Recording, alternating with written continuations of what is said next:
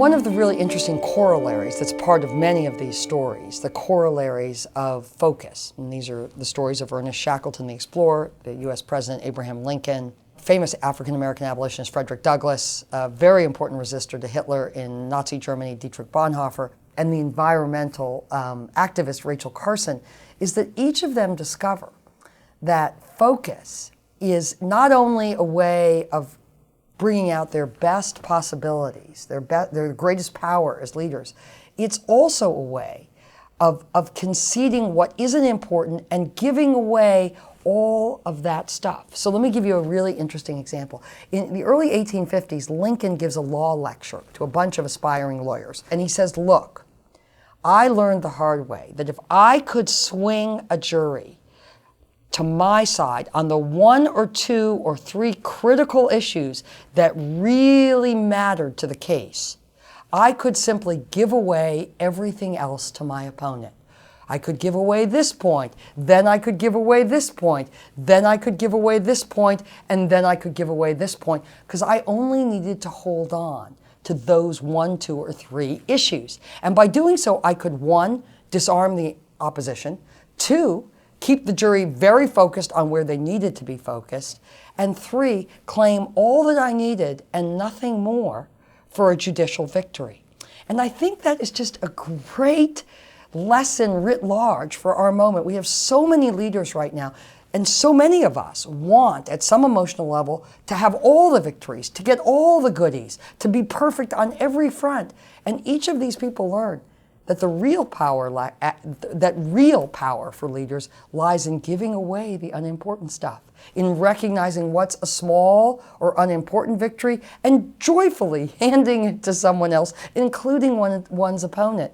And that in the doing of that, not only does one hold on to what really matters, one masters oneself enough not to need to have victory on every single front all the time.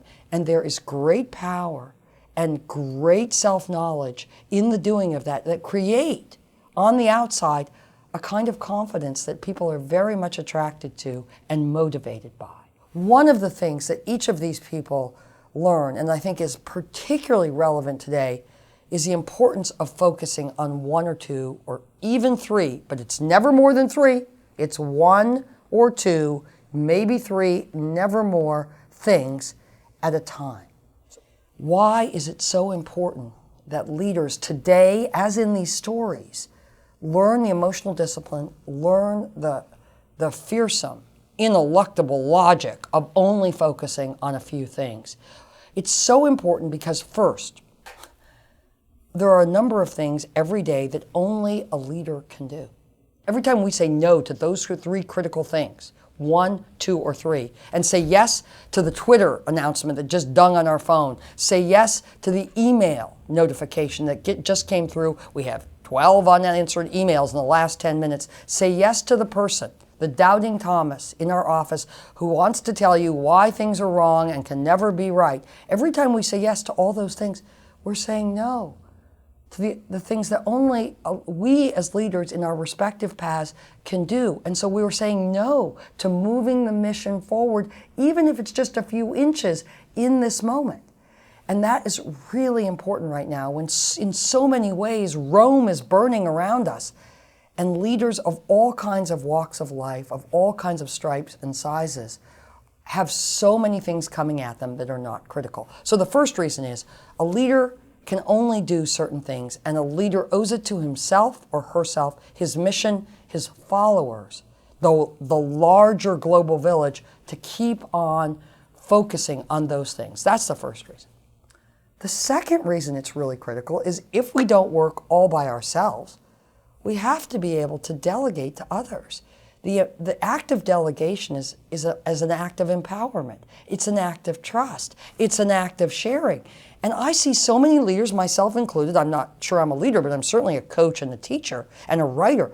I see myself, kind of trying to control everything all at once, from, the state of my laundry to, which is a really useful procrastination device when you're writing a book as long as I did, to, oh my God, I better reorder my inbox, to, what about what's happening on Twitter right now? I'm doing all those things, and I'm not finishing the things I need to finish in a leadership coaching post I'm writing for people that are depending on me to get this out as a way of motivating them or guiding them or helping them. I worry a great deal about not only leaders focusing on those one or two things because only they can do them, but the fact that I have a small team of people around me who want to and are paid to take on these responsibilities. And the more I try and control, the more I effectively, often unconsciously, unintentionally, take away their roles, their responsibilities, and their sense of investment in the larger mission. So the second reason this is so critical is that other people are part of the story, part of the team, part of the mission. They need to feel part of that, and they need to do the work they can do so that the leader can do what he or she must do. In the focus, in the narrowing down our attention to the three critical things, we are also giving ourselves permission to sink deeply into ourselves, to consider the importance of what we're doing and the people affected by it, and to really reflect on how we can do that with nuance and integrity and wisdom and decency and a sense of being right for ourselves. And those aspects are not possible when we are living in 17 time zones at once with 30 file folders, if you will, open on our mental desktop at all times. We've got to learn to identify the one or two or three things and give the rest away and rediscover our own leadership power in the process of doing that.